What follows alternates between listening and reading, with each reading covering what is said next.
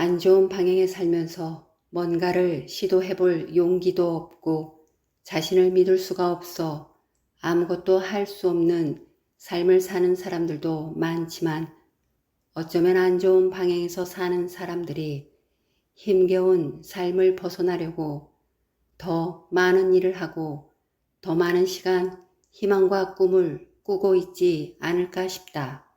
그런데 안 좋은 방향에 산다고 모든 안 좋은 일만 발생하는 것은 아니고 안 좋은 방향에서도 잘 되는 때가 있다. 같은 방향에 살아도 사람마다 각자의 운세에 따라 다를 수 있지만 평균적으로 좋은 나이대가 있다.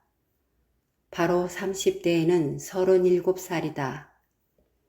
연예인들 중에 한참 잘 나가는 사람들 중 많은 수가 37살인 경우가 많다.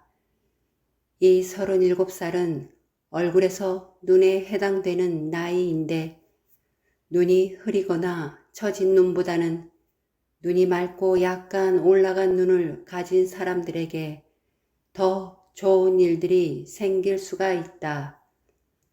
그리고 이 나이 때 자신의 인생에서 중요한 어떤 일을 꿈꾸며 시작하는 사람들이 많은 것 같다. 아주 멋진 나이다. 나는 그 나이 때 내 가슴을 울린 책을 만났었다. 내 삶에서 내 뜻을 가장 비중 있게 펼칠 시간으로 나를 인도해 줄 최초의 신호탄이 내 나이 37살에 왔다. 그리고 남편도 나와 결혼 후 공장을 인수해서 새로운 길로 들어섰을 때 나이가 37살이다. 그러니까 37살에 자신이 어떤 것에 마음을 두었는지 살펴보는 것이 좋을 듯 싶다.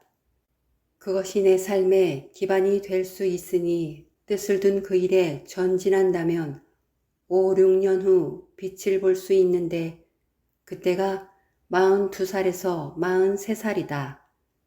나에게 이때는 30살 후반부터 41살까지 정신적으로 혼란스러운 시간과 5만 가지 상념을 뒤로하고 내 행운의 방향으로 이사 후 더 큰 사랑을 찾기 시작한 때이다.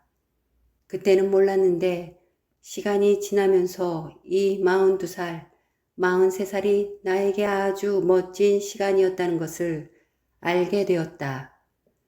내가 지금까지 살아오면서 좋아하는 나이가 있는데 20대 때는 28살이고 30대 때는 37살이고 40대 때는 바로 이 42살, 43살이다.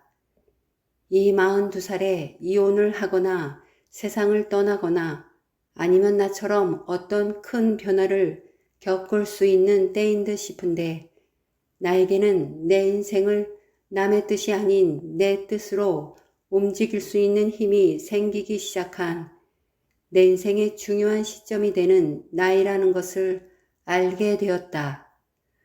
물론 모든 사람들이 똑같이 경험하는 것은 아니기에 모두에게 해당되는 것은 아니라고 말하겠지만 대부분의 사람들이 이 42살, 43살에 어떠한 고비를 넘어서서 또 다른 시작점을 찾는 나이일 수가 있을 듯 싶다.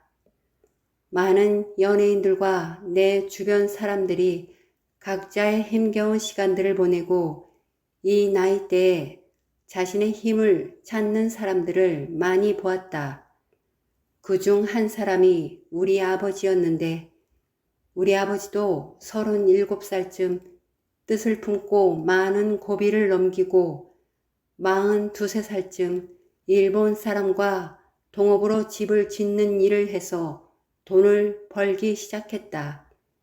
그때 그 시절에는 텃밭을 다듬어 요즘 아파트가 들어서듯 옥상집이 유행을 했는데 그 동네에서 우리 집이 가장 먼저 자리를 잡았다. 우리 아버지께서 직접 지으신 집이었고 그 옥상집은 우리 가족이 살았던 집 중에서 가장 온전하고 좋은 집이었다. 그러나 마지막 집이었다. 아버지 나이 46살 때쯤 그 집을 나왔던 것 같다. 한동안 잘 나가던 사업이 일본인 동업자가 모든 걸 챙겨 도망을 가고부터 우리 집은 순식간에 기울기 시작했고 그 멋진 옥상집을 나와 남의 집 단칸방 살이가 시작되었다. 그렇게 우리의 행복한 시간은 짧게 끝이 났다. 아버지도 엄마도 나와 같은 방향이었는데 그때 그 옥상집도 우리에게 안 좋은 방향에 있었다. 아버지는 평생 안 좋은 방향에서 살다 가셨는데 옥상집에서의 시간은 아버지 인생에서 가장 최고의 시간이 아니었을까 싶다. 그 뒤로 아버지는 다시는 꿈을 꾸지 않으셨다. 아니, 꿈을 꿀 수 없는 상황들이 그 뒤로 긴 시간 기다리고 있었다. 이렇게 안 좋은 방향에서 살아도 잘 되는 때가 있다. 그러나 그저 골방에 잠시 비추다 지나가는 햇살이랄까? 삶 속에서 좋은 방향에서 살거나 안 좋은 방향에서 살거나 누군가에게나 주어지는 한 번의 기회일 뿐인 듯 싶다. 그리고 또 다른 곳에서도 부자가 되기를 꿈꾸는 사람들이 있었다. 오래전부터 내가 알고 지낸 부부가 있었는데 어느 날 좀 더 잘 살아보기 위해 꿈과 희망을 품고 새 아파트 두세 채를 부동산 떴다방 사람들의 꼬임에 빠져 계약을 했었다.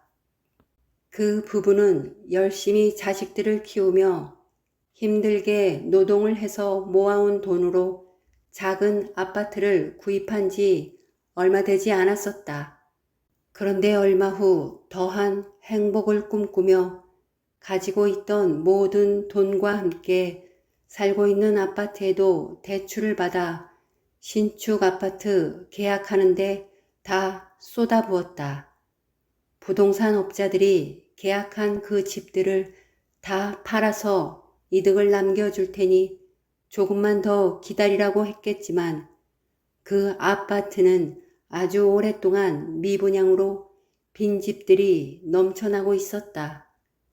그 부부가 갖고 있던 아파트들도 팔리지 않았고 제때 내지 못한 중도금과 불어난 이자들로 인해 결국 그 아파트들은 다 넘어가 버리고 그것도 모자라 새로 이사한 지 얼마 되지 않는 살고 있던 아파트를 팔아 해결을 해야 했다. 그 아파트에 이사 후 집들이를 한 지 얼마 되지 않은 시간이 흐른 것 같은데 그 집과 함께 그동안 부부가 열심히 모아온 돈들과 모든 시간들이 한순간에 다 사라져 버렸다. 그 부부의 방향을 찾아보니 그 부부는 동쪽 방향이 좋은 사람들인데 서쪽 방향에서 살고 있었다.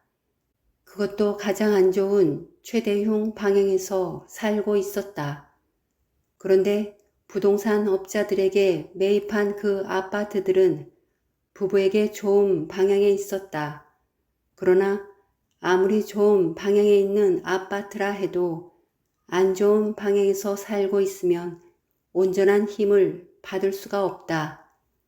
더더욱 그 부부는 안 좋은 방향에서 아주 오랜 시간 머물러 있었다.